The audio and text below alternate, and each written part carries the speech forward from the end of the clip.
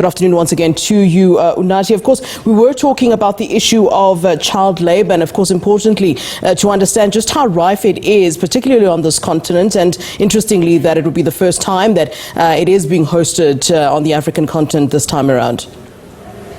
No, absolutely, Flo. So we continue to speak to different delegates here at the 5th Global Conference on the Elimination of Child Labour. And of course, as you rightfully say, Flo, the concern is that, the statistics are not looking good. 160 million children across the globe are, labourers, and close to half of that number is right here on the African continent. Now, my next guest is Jacqueline Mugo. She's the Regional Vice President for Africa International Organization of Employers. Of course, she comes wearing many hats. Good afternoon to you, ma'am, and thank you so much for your time. So the target, for 2025 is to eliminate child labor by 2025. Of course, this was adopted some time back around 2015. From the previous conference, which was 5 years ago in Argentina, what were some of the undertakings that you took? Do you also think that you're then going to meet this new target? Good afternoon. It's my pleasure to be on your channel to speak on behalf of employers in the world and also in Africa. The target has always been the elimination of child labor, and we wanted to do that by 2025. So at each of the conferences that we've had, we assess how far we've moved in that vision and whether or not we've actually seen a reduction in the number of child labor, our children involved in work. And the sad reality is that from the previous conference, the 4th one, to this 5th one, the situation is actually worse. We are seeing the numbers rising. We have 160 million children involved in different forms of child labor. And the greater concern is that 89 million of those 160 are actually children who are 11 years and below. And we know as a developing continent that a lot of those numbers are here. So the reality is that we are not making progress as we would have wanted to see between the Rio de Janeiro conference and the one that we have now. You also represent employers. So one of the undertakings, come 2030, in line with the Sustainable Development Goals, is that you would also reduce forced labor. And that also speaks not only about children, but of course all employers, and of course modern, slavery as well as human trafficking. Talk to me about those goals and how it's looking in that front, especially from the African, perspective. In essence, the concept of forced labor has been there for a very long time for Africa. And we know that it's a silent problem, because if you look at the formal economy, you can't find it. It's a hidden problem. And it's something that happens behind the scenes. You will not find an employer who's registered to do business in a country undertaking or perpetuating or getting involved in forced labor. But it is happening.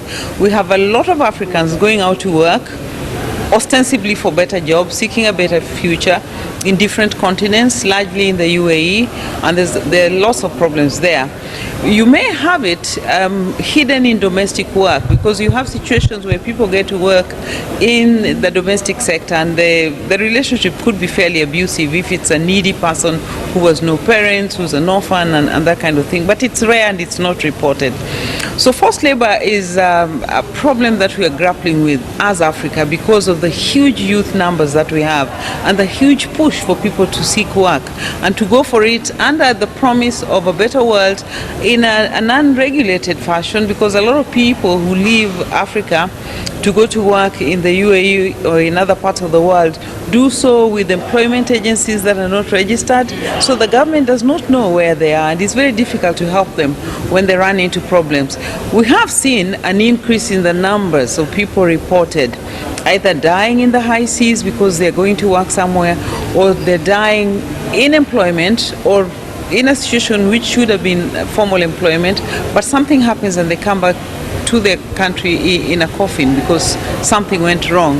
And the stories that are reported frequently are really horrible stories of people who are forced to work under servitude, who are not paid, who are starved, and this is a great concern for us in the continent. So there's been a lot of conversation, and the employers have taken a lead in this conversation about migration. How do we make migration regular? How do we have better governance in the area of migration? How does Africa sign better bilateral labor agreements with countries which our people go to make sure that when they go there, they're under certain conditions. It is agreed what they're going to earn, what is going to be their hours of work, how much leave are they entitled to. So there has been some progress towards regulating migration, but we're still far from getting to where we ought to be. The greater concern, of course, is when that servitude, when that forced labor happens to children who can't speak for themselves. And that is something that has been known for a long time. There's a lot of work happening there, but there's still a lot of work to be done to ensure that children are not put in situations of servitude. When you start looking at the key drivers to child labor, one of them, of course, being poverty, it doesn't come as a surprise that Africa is sitting with this problem. What do you think then should be done from a government perspective, and also from countries that don't necessarily have a bigger problem like we do, particularly countries in the West? For Africa, what drives child labor is really the poverty levels that we have.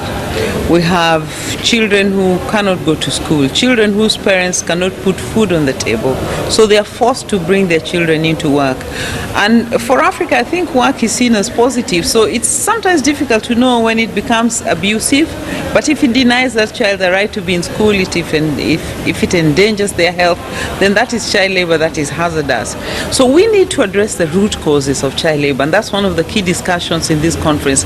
How can we look at issues of increasing livelihoods for families? How can we look at the high level of informality in Africa and be able to regulate that sector? We're dealing with a continent that has very weak social protection, and that is something that was highlighted by the pandemic, that Africa does not have social protection for her people. So this push families into having to allow their children to work even when they don't want to do that. So it is very important for us as constituents of the International Labour Organization, employers being one of them, to look at the root causes of child labor in the developing economies. For the developed economies, there's a lot of work they can do to support the developing nations to build these social protection floors.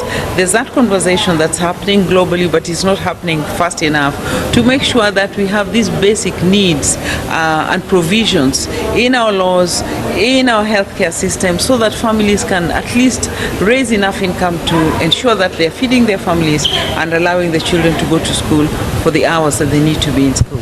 Of course, there lies in the criticism, you're talking about this conference being essential to uncover the root causes of, child labor. It's 2022 and the target is 2025. The conference started in 1997. The criticism comes in, have we not talked enough? One of the Nobel Peace Laureates, when he took the podium today, says, we know what the problems are. We also know what the solutions are. So then where's the problem? Where are we missing that target, essentially? It was important to set a target to give us a vision of where we want to be. And a lot of progress has been made towards that vision. Of course, when we set the target, we did not know we were going to have international pandemics like we've just had. So those kinds of situations push you back on a target that you have and you're working towards. In many, many countries in the continent, we've had drought situations. We've had things that have happened that have made it difficult for us to meet that target. But a lot of progress has been made towards the target. What Africa needs to do, and the rest of the world, is really to remain focused on looking at the key drivers of child labor, to look at the key drivers that push the cost of living to a level that is impossible for families to contain. And as employers, we engage governments on a daily basis to be able to look at the regulatory environment for businesses, because jobs are created by businesses. If we have decent jobs for the adults, then it frees the children to live their lives and to be children. So until we get this balance right, we will not be able to make the kind of progress that we want to see. Jacqueline Mugo, thank you so much. That was Jacqueline Mugo, Regional Vice President of International Organizations for Employees in Africa.